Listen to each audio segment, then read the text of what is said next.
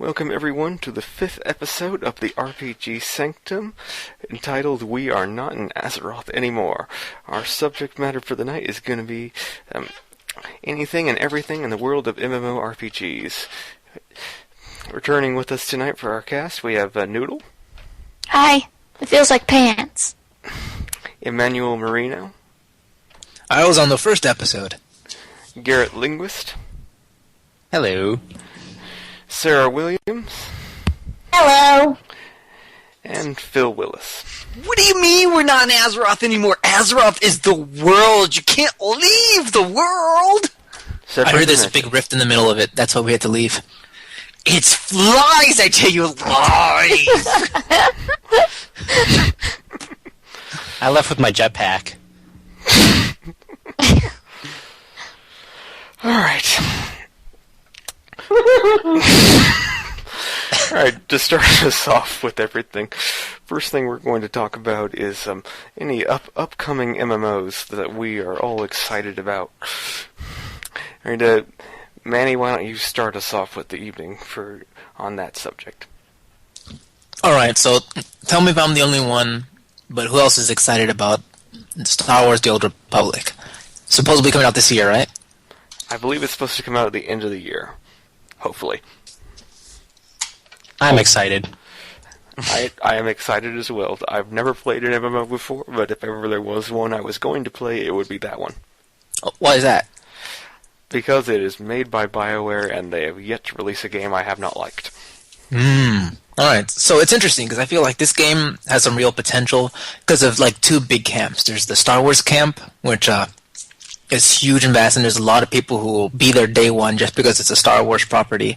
And then there's the BioWare camp, like you. It's like, I like what they do, I like their dialogue trees, I like what they've done with the Old Republic and the Old Republic 2. And if anything, there's a lot of people who love Star Wars and love the KOTOR, and they're coming back for more, because this is like, what, KOTOR 3, basically? Pretty much. KOTOR 3, 5, and 6, 3 through 6.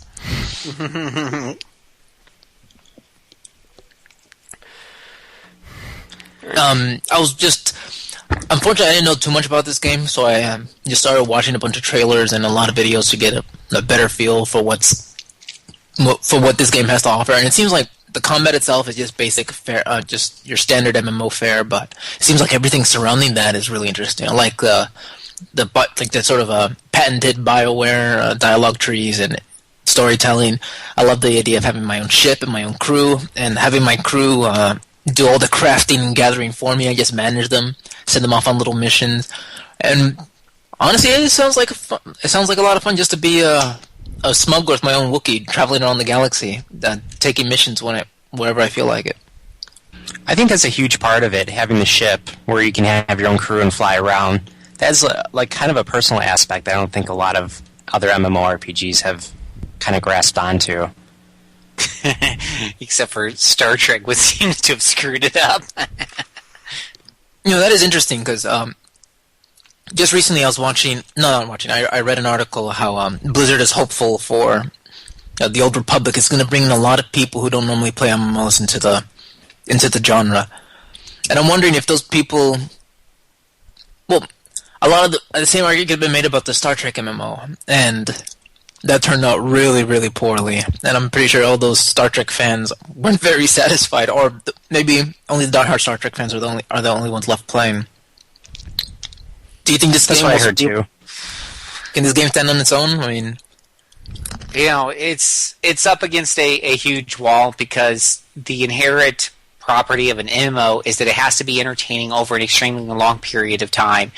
And when you try to do something incredibly radically different, such as space exploration and combat and running a ship and whatever have you, and you try to develop this game concept in a way that's going to actually be appealing and entertaining over a long period of time, that's really, really hard to do. The World of Warcraft and the other, MMOs like Rift that they work because they're going back to the same formula that has worked for years of having a medieval or fantasy type of character that's running by himself through a big, huge world, and he's making a mark for his world, and he's working himself up and getting his gear and his armor. When you go into space and you're talking about having a crew and having a spaceship and exploring whole new worlds, you're talking about taking a game to a whole new scale. I'd actually say that's EVE Online has done that for a while now. Yeah, but it would be easily argued that EVE Online isn't exactly what super successful. No, it's one of the few MMOs out there that's still pay to play and is surviving alongside of WoW. Yeah. I think maybe the bigger problem for longevity is the fact that BioWare is constantly billing this as a story-based MMO, right? Mm-hmm. A very story-focused MMO, and it seems like, how long are these stories actually going to be? Like you said, are they going to be these 100-hour storylines with tons of voice acting and choices and branching paths, and one for each single class? If it takes you 40 minutes each time to hack through each of the missions by killing 20 mobs for their 3 goobalobs, it could very well go on for 100 hours. I think one thing we have to discuss first, if you're going to say whether or not an MMO in the future is going to be successful, what exactly defines successful? Because an MMO can be successful with less than 0.1% of the total MMO base, because with monthly fees or even free-to-plays that rely on microtransactions or whatever have you, it really doesn't take much, relatively speaking, to be financially successful. If the only qualifier for being a successful MMO is profitability and sustainability, well, heck, Ultima Online is still successful to this day because they're still making profit off of it because they still keep the servers running. I mean, is that the benchmark? Or is the flip side, are we talking about WoW money and putting WoW in the grave, Yeah, the total other opposite end would be World of Warcraft. I mean, or even just coming close. What exactly is a successful MMO in our eyes? So, do we get into that now? You're Mr. Host. Go ahead, go on your tangent. All right. So, what does it take? Has anyone seen the promotional materials for Rift, like the commercials and the trailers? I have seen it, yes. Yeah, Rift Heroes of Talara, I think is what it's called, the full name. And, of course, their big tagline is, "We're not in Azeroth anymore." So they're going right for the jugular. They're saying, "We're a WoW killer. Why would you play WoW when you could play us? You're not in Azeroth anymore." And they do a lot of... Give them that. Yeah, they do a lot of things well from a game quality standpoint. I have a good friend who's been playing and giving me play-by-play, on it, and overall he's been enjoying it. But now how long has it been out now? A month or two? I think it's fairly new. Yeah, I know it hasn't been out long at all. It's new. Within the last month and a half. So he's already kind of feeling the call of WoW calling him back again, which is absolutely hilarious because for like 4 weeks solid he was trying to talk me into buying it. And I'm like, no, dude, you're going to go back to WoW. You're going to go back to WoW. I sound like a parrot, but... And sure so is that the right choice? Just to take on WoW head on? Like Rift appears to be doing? Wow. You would need one hell of a budget to do that. But from a financial standpoint, they're probably happy if they even get, 0.1% or 1% or whatever of WoW's audience to stick with them for more than 6 months. I mean, it doesn't take much to be profitable when you talk about monthly fees.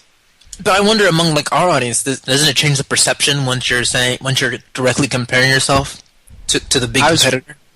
I was right about to say that too, because I don't think it's a good idea to directly compare your MMORPG to World of Warcraft, because that immediately for me would set the bar much higher than if I was just kind of saw some screenshots, got kind of interested, wanted to read up on it, think to myself, oh, that's kind of interesting, but then I see that they're like, this is going to destroy WoW, and it's like, wow, it's better than what I've been addicted to for like 5 years.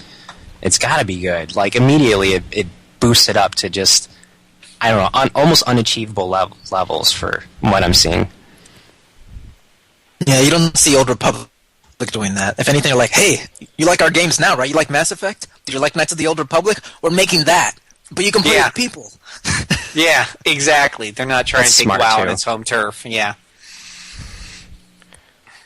But at the same time, when you make that decision to not take WoW on its home turf, that means you have to invent something creative and original, and that's really, really difficult to do with MMOs just because they have to be so huge and so big coming out of the gate. If you only make 40 or 100 or 150 good hours of gaming, that works absolutely awesome for a single-player experience, but for an MMO, it doesn't mean jack.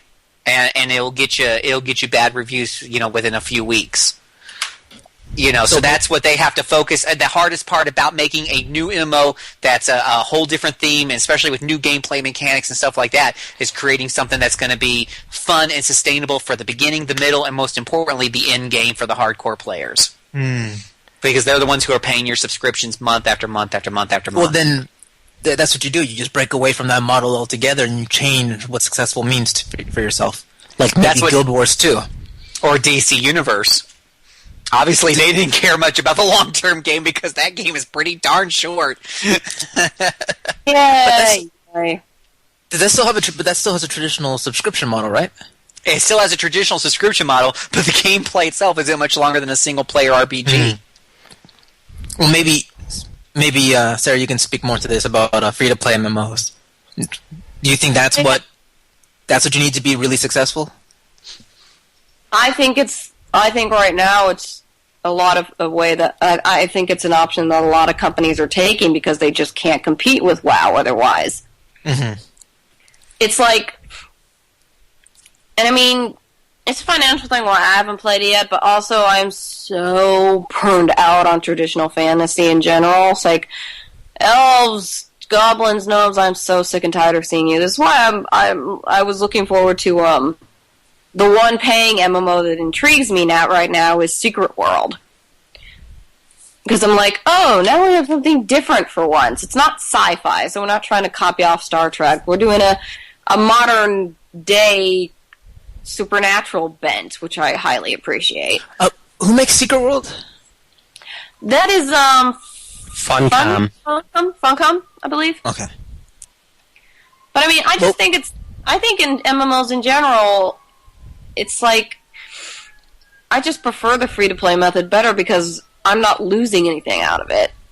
It's like, I can download it and play it, and if I don't like it, I can quit anytime I want and not feel like I've wasted money. And if I do like it, then I can keep playing. And there goes the fire truck. And what an easy and fast way And what an easy and fast way to differentiate yourself from Blizzard and World of Warcraft than to make it free to play. I don't think they will, and if they don't want to, then that's prerogative. Their prerogative, and maybe